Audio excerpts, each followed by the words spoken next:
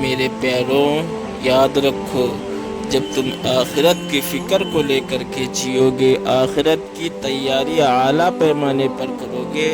تو اللہ رب العزت تمہاری دنیا بھی سنوار دے گا اور آخرت تو سنوارے گا ہی۔ ایک مشہور واقعہ ہے کہ ایک انگریز ہندوستان کے شہر کے لیے آیا۔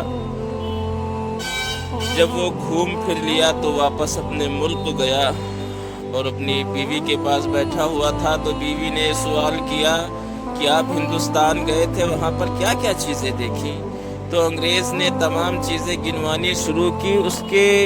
درمیان ایک بات کہی کہ میں نے وہاں پر ایک عجیب چیز دیکھی۔ تو بیوی نے حیران ہو کر کے پوچھا کہ ایسی کیا عجیب چیز دیکھ لی آپ نے؟ تو اس نے فرمایا کہ میں اجمیر شریف گیا، اجمیر شریف میں دیکھا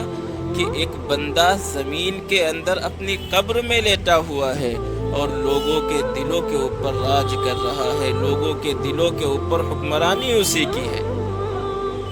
چنانچہ اس نے یہ بتایا کہ میں اجمیر حضرت خواجہ معین الدین چشتی اجمیری رحمۃ اللہ علیہ کی قبر پر گیا۔ میں نے دیکھا کہ وہاں پر لاکھوں لوگ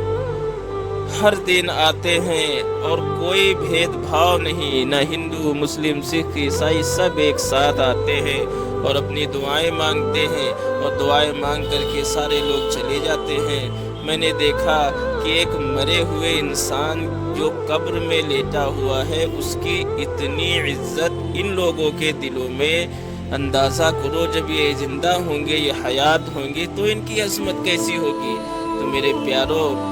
وہاں سے یہ بات سیکھنے کو ملتی ہے کہ اللہ رب العزت جس بندے کے اندر یہ فکر دیکھتا ہے کہ اس کی آخرت سنور جائے، وہ آخرت کو بنانے کے لیے دنیا کے اندر رہ کر کے نیک اعمال کرتا ہے، اپنے دل کو سنوارتا ہے، دل کو اہل اللہ کے سپرد کرتا ہے اور اللہ کی یاد بساتا ہے، تو اللہ رب العزت اس کی آخرت ہی نہیں بلکہ دنیا بھی سنوار دیتا ہے، اور دنیا میں اللہ اعلیٰ مقام عطا فرماتا ہے، اور اس کے مرنے کے بعد اس کے نام کو،